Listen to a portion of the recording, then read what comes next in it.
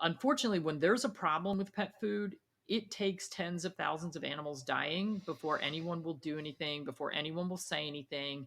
And they'll try to hide it because they don't want a recall. Right. So Because it's all money to them. it's It's the bottom line. Right. it's bottom line, reputation and money. Oh So yeah. because FDA posts, if there's a recall, you can go to the FDA website. You can actually, there's a lot of websites you can go to and say, has pet food XYZ ever had a recall? If so, what for? And you'll find out every recall they've ever had. And unfortunately, you could have one pet get sick and end up with a recall, especially if it's a raw pet food, because FDA is very against raw pet food feeding. CDC is against it. The American Veterinary Medical Association is against it. The American Animal Hospital Association is against it. I've been a raw feeder for 20 years. My dogs and cats are doing great. Nobody in my family's ever gotten sick. And by the way, most bacterial deaths and illnesses in people associated with pet food are associated with kibble, Yes. which is dry pet food that is usually loaded with salmonella.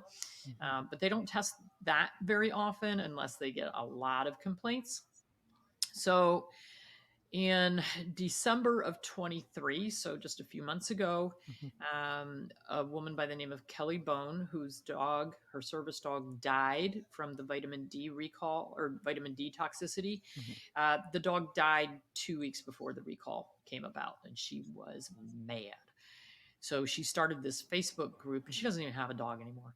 Um, she started this Facebook group called Saving Pets One at a Time. And on there, she made a big deal about her dog dying at the hands of pet food and invited other people to talk about their experiences with it and to let her know if their pet was getting sick. And it's a holistic page, so people can ask other questions about flea and tick chemicals and vaccines and other things that are also wrong with the pet industry. Um, but in December, she started noticing a huge uptick in complaints of dogs and cats dying, having bloody vomiting and diarrhea, having seizures, having hives, horrible itching, hair falling out by the handful. And so she kind of sat on it. And then about January 2nd or 3rd, she reached out to me and said, Dr. Morgan, I've got something going on here. I've got hundreds of people telling me the same thing. And so we went on Amazon and Chewy and Petco, all their websites, and looked up the foods that she was talking about and looked at the 1-star reviews and saw the same thing. Lots and lots of 1-star reviews with animals that didn't want to eat the food, were backing off the food, were vomiting, chronic diarrhea, or sudden death. And I said, oh my gosh, this. And then I went to her page and I read hundreds of entries of people with these animals that were just in dire straits. And nobody was putting two and two together. And so I have a huge social media following, and I raised a red flag and said, we can't sit on this. We got to find out what's going on. And the way to find out what's going on is to ask people. We need to make this public and say, hey, is anybody else having this problem? And the problem across the board, for the most part, seemed to be associated with opening a new bag, box, or can. So a lot of people said, well, I've been feeding the same exact thing for the past 10 years and I've never had a problem, but now suddenly my pet refuses to eat this stuff.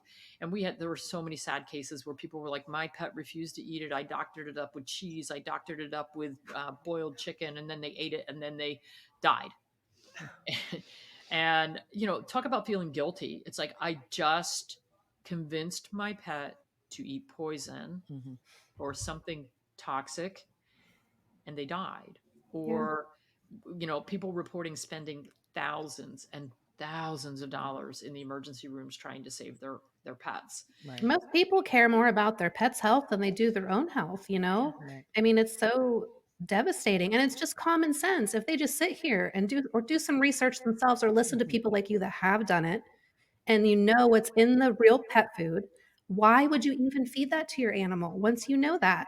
I Right. mean, But you're it's literally killing your animal yourself if but you it's decide to do so that. amazing the pushback Mhm. that we have gotten. I mean, I have been bad mouthed. I have a huge folder full of people that I'm going to go after for slander. The pushback that I'm getting, I mean, I've had other veterinarians yell in my face, tell me I should lose my license. I shouldn't be allowed to do anything for animals. I'm giving the profession a bad reputation. They're defending these pet food companies right and left. And I'm like, maybe I have information that you don't, and maybe I know something that you don't, and maybe Do they get a kickback for promoting certain pet foods and stuff? no. So here's what happens. Everybody talks about kickbacks, but that's not what it is. And the margins on pet food are really low. It's like 20%. So if I'm going to sell a vaccine in my clinic, I'm going to have a high profit margin. If I'm going to sell pet food in my clinic, I'm going to have a low profit margin. However, sales of pet food, particularly prescription diets, can make up to 20% of the gross income in a veterinary practice. So while the profit margin per unit is not very big, when you sell enough of it, there's profit.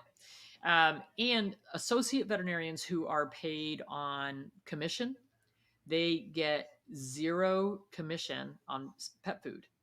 So if you have an associate doctor in the practice, particularly if it's corporate practice, they get paid a percentage of diagnostic tests that they do, surgeries that they do, vaccines that are given, medicines that are prescribed, but not pet food.